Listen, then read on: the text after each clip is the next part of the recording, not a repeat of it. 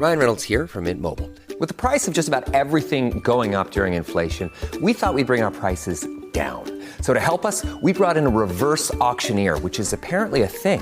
Mint Mobile Unlimited Premium Wireless. How to get 30, 30, bit to get 30, bit to get 20, 20, 20, bit to get 20, 20, bit to get 15, 15, 15, 15, just $15 a month?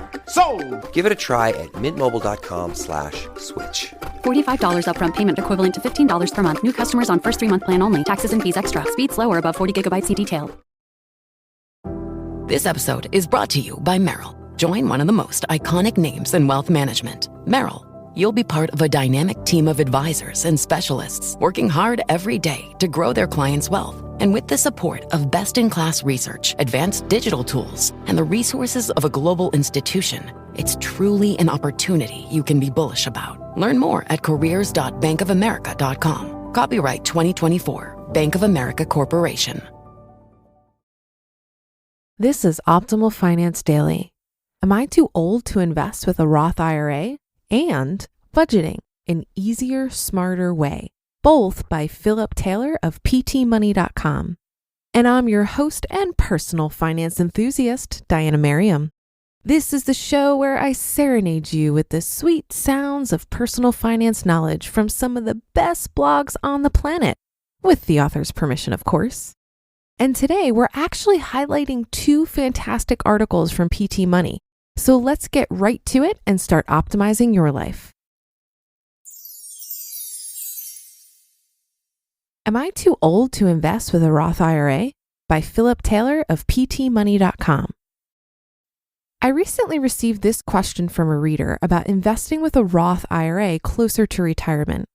Quote, I am a public school teacher, 46 years old. I have a public employee pension that I contribute to and can begin collecting on once I retire.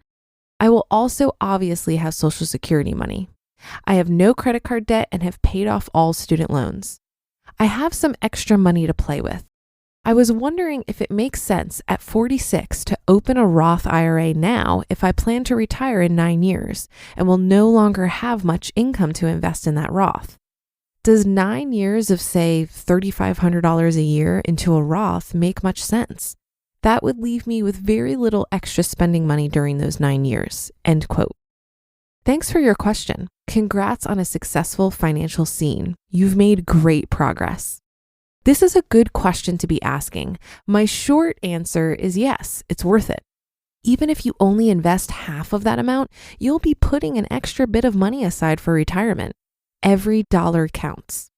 The Roth IRA is certainly touted to the young as a great way to save for retirement because 1, the young have a long time until they retire, therefore more opportunity to make earnings tax-free.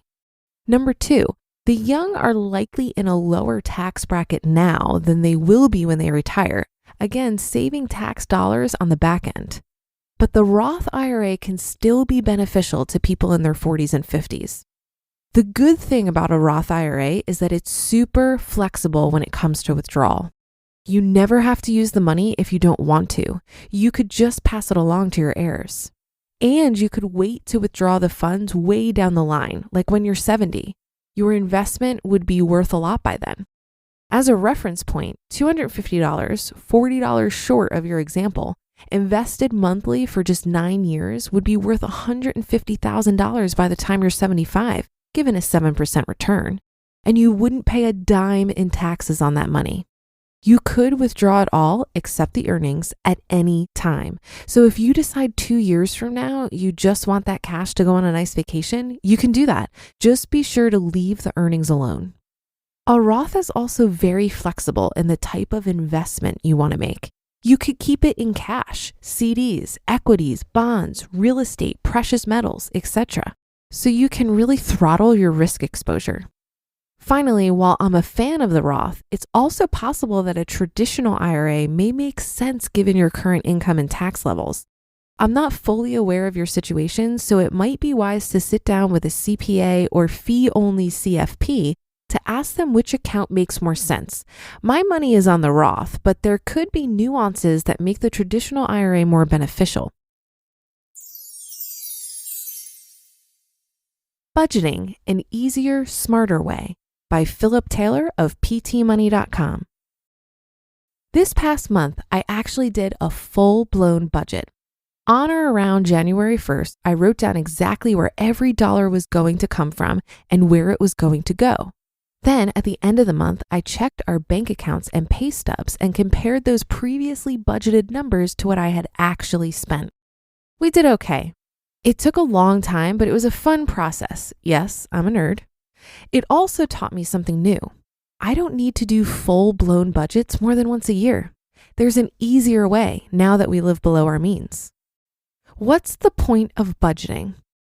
Before I dive into my approach, let's look at why we even sit down to do a budget. Here's how I think the motivation for budgeting can be summed up. Budgeting increases your understanding of your financial situation. That understanding, coupled with a few actions, brings about control over your spending.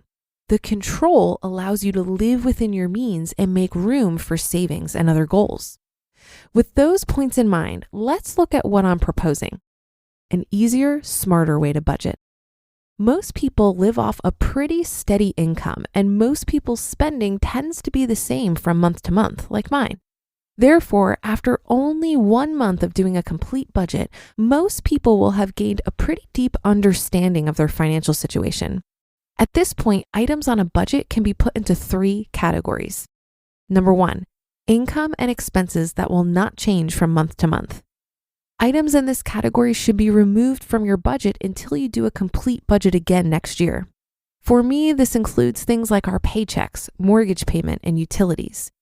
If you're paranoid about removing these items from your monthly review, then incorporate a monthly expense tracker like I have. Number 2, expenses that need to be eliminated. Looking at a full-blown budget will shed some light on some expenses that you can get rid of, especially the expenses that you discover are causing you to spend more than you make. Once you close these accounts and make your final payments, you can remove these items from your budget. Number 3, expenses needing control. These expenses are the ones left over after you've determined your fixed expenses and after you've eliminated your unnecessary expenses. These are really the items that need to be kept in your budget and monitored from month to month because they're the ones that determine whether you're living within your means. For us, this has consistently been dining out, clothing, household goods, and entertainment. Therefore, my point is that any budget should focus on the 3rd item, expenses needing control. What are your expenses that need control, and do you have the right focus on them? My new plan. What I plan on doing going forward is to build a budget based on these 4 categories that need control and utilize my tracker for keeping track of bill payments and account balances. It's by no means a perfect system, nor is it for everyone. However, it's sure to keep me focused on the items I can control. And that's what's most important when it comes to budgeting. You just listened to the post titled, Am I Too Old to Invest with a Roth IRA? And Budgeting an Easier, Smarter Way, both by Philip Taylor of PTmoney.com. And I'll be right back with my commentary. Want to shop Walmart Black Friday deals first? Walmart Plus members get early access to our hottest deals. Join now and get 50% off a 1-year annual membership. Shop Black Friday deals first with Walmart Plus. See terms at walmartplus.com.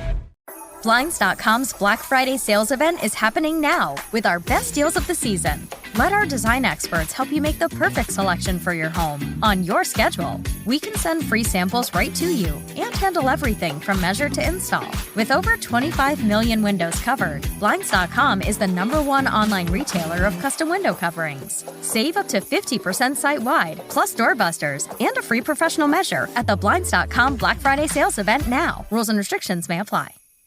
I really like that Roth question and PT's answer because it illustrates that at any age, tax-advantaged retirement vehicles are advantageous. Even if you're going to retire early, you will still need to fund your retirement when you ultimately get to traditional retirement age.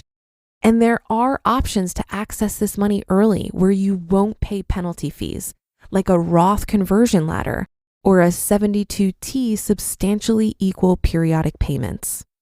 Another benefit to the Roth is using it for qualified education costs tax-free and with no penalties. I also really appreciate the second article here about budgeting. This is exactly how I handle budgeting personally, so it was interesting to hear it articulated this way. Most of what you read about budgeting is targeted at people who are starting from scratch, where the exercise is going to bring more awareness to their situation and highlight areas of optimization. But when you're mostly optimized, the key is to keep your discretionary spending in check.